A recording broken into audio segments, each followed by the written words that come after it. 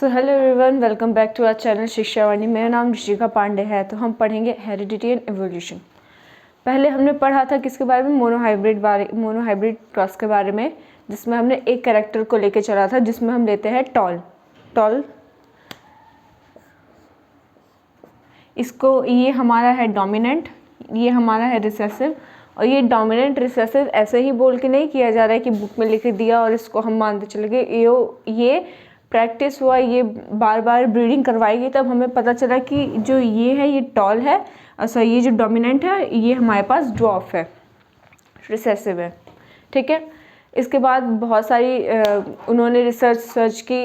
पहले तो उन्होंने किया मोनोहाइब्रिड क्रॉस के बारे में, जिसमें एफ जनरेशन सारे हेट्रोजाइगस टॉल थे। पेरेंटल जनरेशन उसके थे tall, pure tall and pure dwarf homozygous. ठीक है। इनके फर्स्ट जनरेशन हमारे पास ये आई थी हेट्रोजाइगस टॉल, और थर्ड जनरेशन हमारे पास होमोजाइगस टॉल, 2 हेट्रोजाइगस टॉल और एक होमोजाइगस ड्वार्फ आया था। और इसका अगर हम देखें 1:2:1 इसका जीनोटाइप है और 3:1 इसका फिनोटाइप है। ये हमें पता चला था क्योंकि इन दोनों का स्ट्रक्चर सेम है, इनका अलग है। ठीक है। तो आज हम पढ़ेंगे डाई हाइब्रिड क्रॉस के बारे में। जैसे डाई से हमें पता चल रहा है, डाई का मतलब होता है 2, वैसे हमने मोनो में पढ़ा था, मोनो का मतलब होता है 1। ये हमारा है डाई हाइब्रिड क्रॉस। इसके बाद ट्राई हाइब्रिड क्रॉस भी आता है, जिसमें हम लोग 3 कैरेक्टर्स को लेके कंट्रास्टिंग ट्रेड्स होते हैं उसमें, और फिर उससे हम हाइब्रिड करवाते हैं, मतलब क्रॉस करवाते हैं। तो इसमें होता है ब्रीडिंग 2 कंट्रास्टिंग ट्रेड्स। इसमें हम 2 ट्रेड्स को लेते हैं। जैसे हमने पिछली बार उसका हाइट लिया था, तो इस बार हम लोग कलर लेंगे, colour and shape of the seeds. हमारे पास डोमिनेंट होता है इसमें राउंड येलो, ये हमारे पास डोमिनेंट है, इसका शेप हमारे पास राउंड है, कलर हमारे पास येलो है, और हमारे पास रिसेसिव होता है रिंकल्ड ग्रीन। मेंडल ने जो प्लांट लिया था, प्लांट की खासियत ही यही थी ना कि इसमें जो कंट्रास्टिंग ट्रेड्स है, इस एक प्लांट में और दूसरे प्लांट में जो डिफरेंस है वो साफ साफ पता चलता है। एक अगर टॉल है तो दूसरा ड्वार्फ है, कोई ब्लेंडिंग नहीं है। एक अगर येलो है तो दूसरा हमारे पास ग्रीन है। एक हमारे पास राउंड है, दूसरा हमारे पास रिंकल है। एक का पॉट का शेप कलर अलग है, दूसरे का पॉट का शेप कलर अलग है। और फ्लावर टर्मिनल पे है या एक्सिस पे है, फ्लावर के कलर वॉयलेट है या वाइट है। तो कंट्रास्टिंग ट्रेड्स ऐसे थे ना कि वो उनका फ़ायदा था। और इन्होंने वो सारे ट्रेड को भी मैच नहीं करवाया था। कभी होता है कि कौन से क्रोमोसोम नंबर पे कौन सा ट्रेड है, तो इनका यह लक था कि उन्होंने वो वाले क्रोमोसोम नहीं करवाए थे, जो एक ही कैरेक्टर्स नहीं करवाए थे जो एक ही क्रोमोसोम पे थे। तो आज हम पढ़ेंगे round yellow, wrinkle green. Round को अगर हम लिखें, राउंड को हम लिखेंगे R, येलो को हम लिखेंगे Y। ठीक है। और वहीं पे हम रिंकल ग्रीन को हम इसी का छोटा अल्फ़ाबेट लिखेंगे, और वो लिखने का यही कारण है कि हमको फिर कंफ्यूजन ना हो। ये है राउंड येलो, डोमिनेंट है, और ये डोमिनेंट है तो इसका रिसेसिव हम छोटे में लिखेंगे R हो जाएगा रिंकल के लिए, और ग्रीन के लिए हम लिखेंगे Y। ठीक है। आज हम इनको यूज़ करेंगे। ठीक है।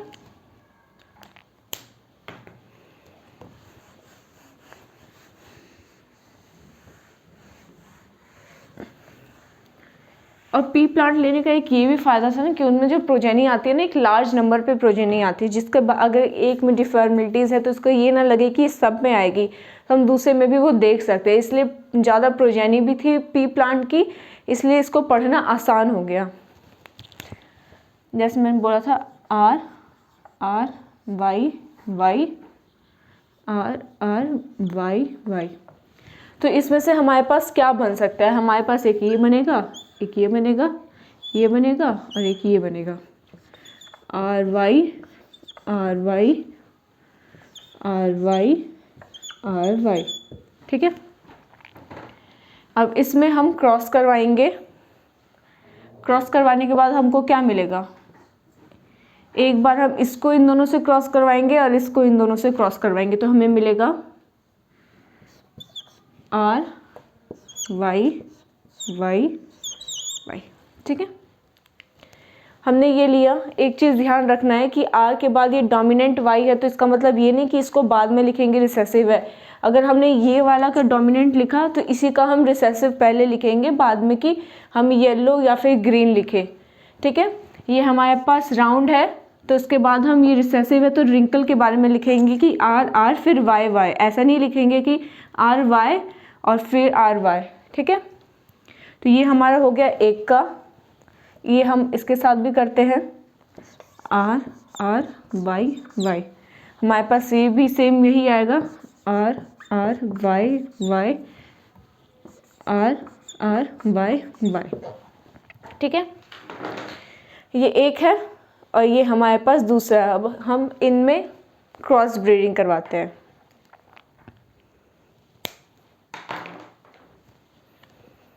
हम इन दो को लेंगे,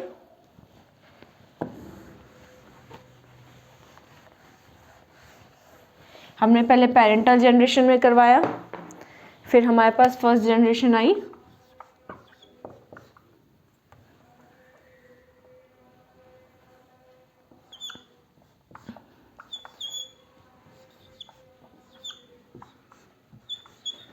फर्स्ट जनरेशन में क्रॉस करवाएंगे तो हमारे पास क्या आएगा, आर वाई।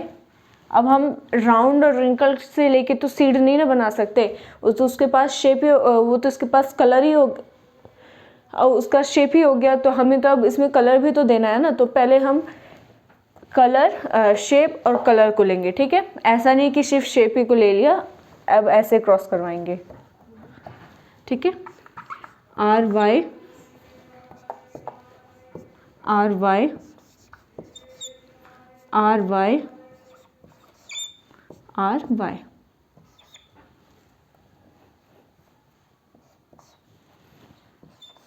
ठीक है,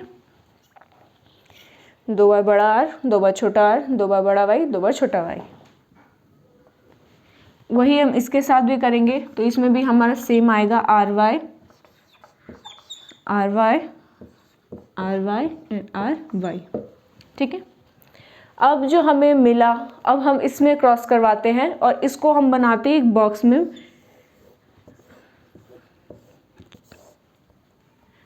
16 बॉक्सेस होते हैं और इसको हम कहते हैं पनेट स्क्वायर। हम मोनोहाइब्रिड क्रॉस करते हैं, अगर उसका हमें बनाना हो तो उसको हम 4 डब्बे में बनाएंगे। ठीक है, मोनोहाइब्रिड क्रॉस का ऐसे होगा और डाई हाइब्रिड क्रॉस का इसमें 14 बॉक्सेस बनेंगे। तो ये जो हमारे पास आया ये जनरेशन, अब इसमें हम क्रॉस करवाते हैं। ये F1 का क्रॉस हुआ था और जो ये हमारे पास आया F2, अब हम इसमें क्रॉस करवाएंगे, तब हमें पता चलेगा कि हमारे पास क्या बन रहा है, क्या हमारा जीनोटाइप आएगा आने वाली जनरेशन का, क्या हमारा फिनोटाइप आएगा।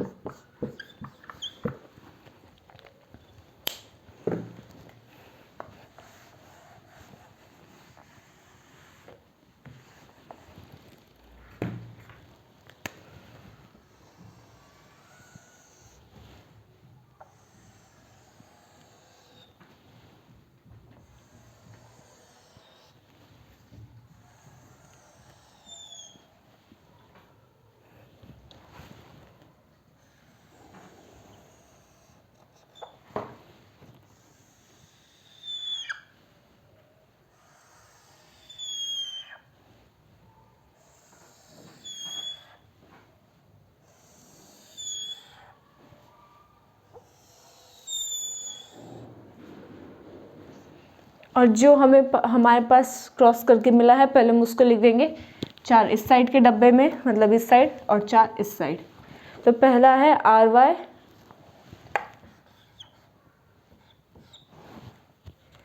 एक मिनट,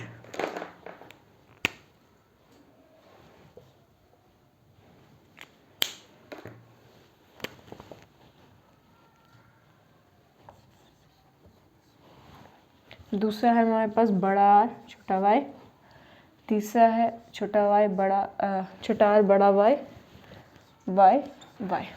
फिर हम यहाँ लिखेंगे R Y R Y R Y and R Y. हम उसको क्रॉस करके जो करवाना चाहे वो करवा सकते हैं, लेकिन उसे कन्फ्यूजन ज़्यादा क्रिएट होगा, इसलिए हम लोग बॉक्स बनाते हैं और इस बॉक्स को हम कहते हैं पनेट स्क्वायर।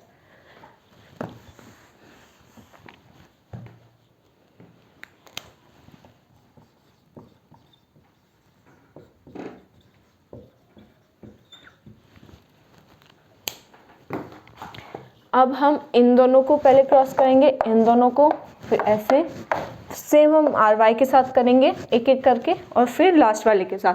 तो हम पहले हम इससे स्टार्ट करते हैं। यहाँ पे हमारा क्या बनता है, यहाँ पे हमारा बनेगा आर आर वाई वाई। हमने आर आर इसलिए लिखा क्योंकि एक जो कैरेक्टर है वो हम एक ही साथ लिखेंगे, अलग अलग फिर अलग अलग नहीं लिखते हैं। फिर ये वाला आर आर वाई वाई, और पहले डोमिनेंट लिखा जाता है फिर हम रिसेसिव लिखेंगे आर आर वाई वाई, ठीक है। और फिर ये वाला, ठीक है, ये हमारा हो गया फर्स्ट का इन चारों के साथ। फिर हम करवाते हैं कैपिटल आर, मतलब ये हमारा हो गया राउंड और ग्रीन, जो हमारे पास था ना आर और वाई, से करवाते हैं R R Y Y R R Y Y. फिर हमारा होगा आर आर वाई वाई, फिर हमारा होगा आर आर वाई वाई, ठीक है। 2 लाइन हो गया। अब नेक्स्ट का करवाएंगे R R Y Y R R Y Y R R Y Y और आर आर वाई वाई।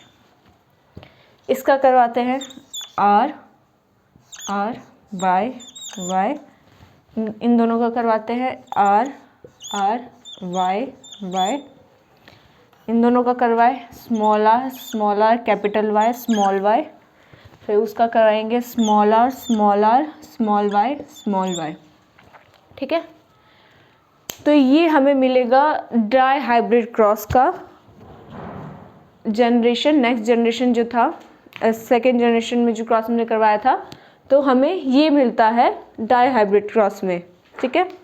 जिसमें हम देख सकते हैं आर था हमारा राउंड के लिए, ये आर था हमारा रिंकल के लिए, ये वाई था हमारा येलो के लिए, और ये वाला वाई था ग्रीन के लिए। रिसेसिव को दिखाने में हमारे पास 2 सेम लेटर की ज़रूरत पड़ेगी, और वही हमारे पास डोमिनेंट को दिखाने के लिए एक ही काफ़ी है। अब हम देखते हैं हमारे पास क्या बन रहा है। ये हमारे पास क्या है, round yellow, round capital R capital Y yellow, ये हमारे पास बन रहा है राउंड येलो।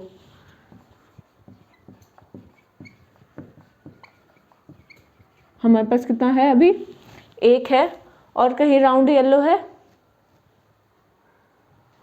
राउंड येलो तो है, लेकिन हम इसमें capital R small capital Y देख रहे हैं, लेकिन यहाँ पे हमारे पास स्मॉल वाई है, इसलिए अभी हम इसको नहीं देखेंगे। इसका हम फिनोटाइप देखें तो ये हमारे पास राउंड येलो ही आएगा, लेकिन अभी मैं इसका जीनोटाइप बता रही हूँ, ठीक है। तो कैपिटल आर कैपिटल वाई और कहीं है, नहीं है, और कहीं नहीं है, ठीक है। तो ये हमारा 1 हो गया। उसके बाद हम देखते हैं ये हमारे पास है राउंड येलो,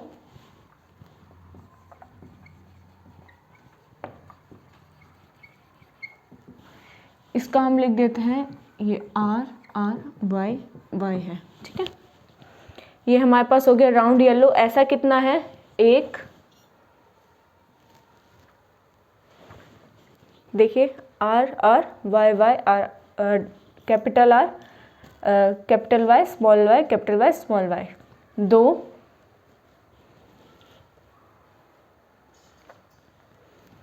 2 है हमारे पास ऐसे, कैसे, राउंड येलो। अब हम ये वाला लेते हैं, ये भी हमारे पास राउंड येलो है, क्योंकि हमें रिसेसिव को दिखाने के लिए 2 की ज़रूरत पड़ती है। यहाँ पे एक डोमिनेंट है तो ये अपना डोमिनेंट कैरेक्टर शो करेगा। तो ये हमारे पास है राउंड येलो। ये कितना है, 1 2, ठीक है।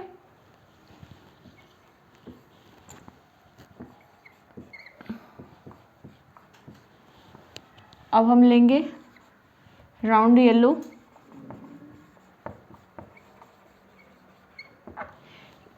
ये है हमारे पास 1 2 3 4, ये हमारे पास हो गई 4 R Y Y, ठीक है। ये हमारे पास 4 हो गई। अब हमारी ये ख़त्म हो गया येलो का। अब हम यहाँ पे देखते हैं, जो टिक लग गया उसको हम दोबारा नहीं लिखेंगे, उसको हमने पहले ही काउंट कर लिया। और ये हमारे पास आता है राउंड ग्रीन। हमने क्या यूज़ किया था, round yellow wrinkled green use किया था। अब हमारे पास यहाँ पे नई हाइब्रिड देखने को मिल जाती है, जो है हमारे पास राउंड ग्रीन। राउंड ग्रीन जो कितनी है, 1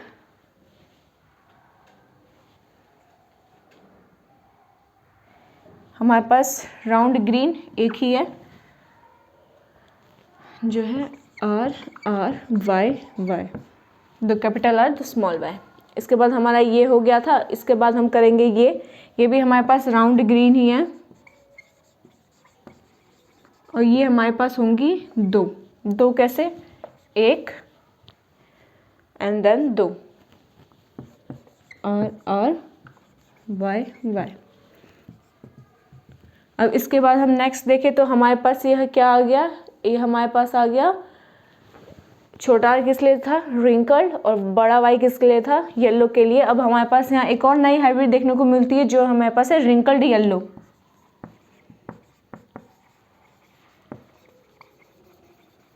ये हमारे पास कितनी है, 1, और है नहीं, और नहीं है।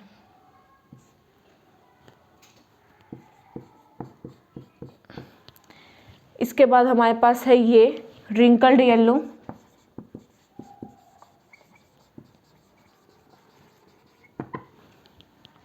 ये हमारे पास है 2 R Y Y, कैसे, एक ये और एक ये, ठीक है। और इसके बाद हमारे पास लास्ट में क्या बचता है, ये है हमारे पास रिंकल्ड ग्रीन। ये कंप्लीट हो गया। अब हमारा आता है रिंकल्ड ग्रीन, जो है हमारे पास बचा एक, इसका स्ट्रक्चर है ये, ठीक है।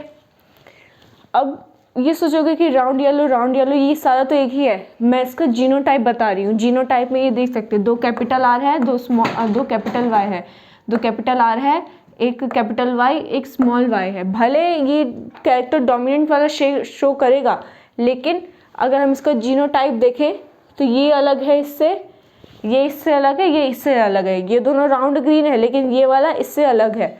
यहाँ पे 2 कैपिटल Y है और यहाँ पे 1 कैपिटल Y 1 स्मॉल y है, इसीलिए हमने अलग लिखा। इसका अगर हम इसका फिनोटाइप देखें, फिनोटाइप हम इसका फिजिकल स्ट्रक्चर देखते हैं कि कैसा है, तो ये हम देख रहे सारे राउंड येलो है। तो टोटल ये गिन के कितना हुआ, 1 2 2 5 एंड 4 9, इसका फिनोटाइप होगा 9:2। अब हमारे पास जो हमने नई हाइब्रिड मिली ना, उन सबको हम एक ही साथ लिखेंगे, ये नहीं कि सबको एक साथ मिला दे। ये अलग होगा हमारा, ये अलग होगा, ये अलग होगा और ये वाला अलग होगा। अब राउंड ग्रीन हमारे पास कितनी है, 1 2 3:2।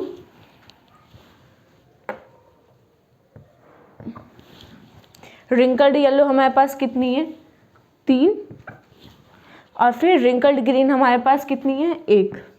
ये इसका होगा फिनोटाइप। अगर हम इसका जीनोटाइप लिखें, इसका जीनोटाइप होगा 1:2:2:4, 1:2:2:4 एंड देन 1:2 1:2 1:2, 1:2 एंड देन 1 ये हमारा था प्योर वाला जो हमारे पास रिंकल्ड ग्रीन है, ये रिंकल्ड ग्रीन के लिए था। ये हमारे पास था किसके लिए, रिंकल्ड येलो के लिए था। ये और ये वाला हमारा था किसके लिए, राउंड ग्रीन के लिए था। और ये वाला जो हमारा था वो था राउंड येलो के लिए। ठीक है, तो ये हमारा है डाइहाइब्रिड क्रॉस, जिसमें 9:3:3:1 हमारा फिनोटाइप है और 1:2:2:4:1:1:2:1 इसका जीनोटाइप है। ठीक है, हमने पहले क्या किया, हमने राउंड येलो रिंकल्ड ग्रीन को लिया, क्रॉस करवाया, क्रॉस करवाने के बाद हमने उसको F1 जनरेशन मिली, F1 जनरेशन को क्रॉस कराया, F2 जनरेशन मिली। फिर उसके बाद हमने F2 जनरेशन से हमने ये बनाया जिसमें हम इसको आपस में क्रॉस करवा देते हैं और इसको हम कहते हैं पनेट स्क्वायर। तो ये हमारा होता है डाइहाइब्रिड क्रॉस। और इसी में ट्राइहाइब्रिड क्रॉस होता है कि हम इसमें 3 कॉन्ट्रास्टिंग कैरेक्टर्स लेके चले। ठीक है,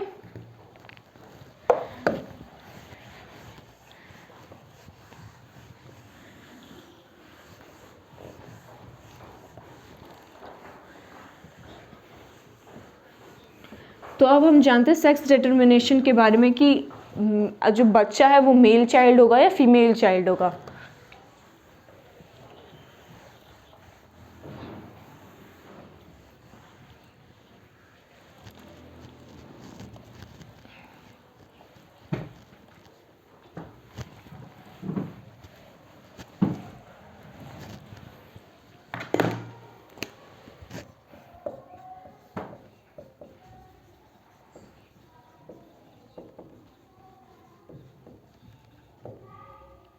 ठीक है, ह्यूमन में 23 पेयर्स ऑफ क्रोमोसोम्स पाए जाते हैं, मतलब 46 क्रोमोसोम्स होते हैं।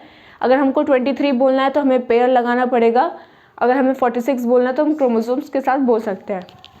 जिसमें 22 पेयर्स हमारे होते हैं ऑटोजोम्स, उनको हम ऑटोजोम्स कहते हैं। और जो लास्ट वाला पेयर होता है वो उसे हम कहते हैं 23वां जो पेयर है उसको हम कहते हैं सेक्स क्रोमोसोम्स। जो बच्चा होगा वो बच्चे का सेक्स पता चलेगा, जेंडर पता चलेगा कि वो मेल है या फीमेल है।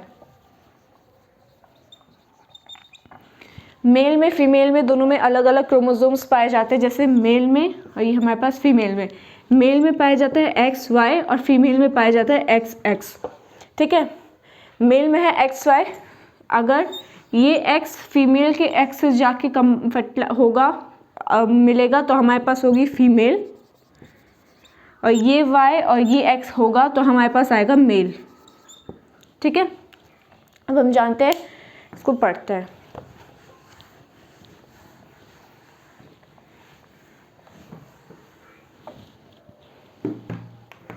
ये हमारे पास है X, यहाँ X Y, ये मेल का, ये फीमेल का।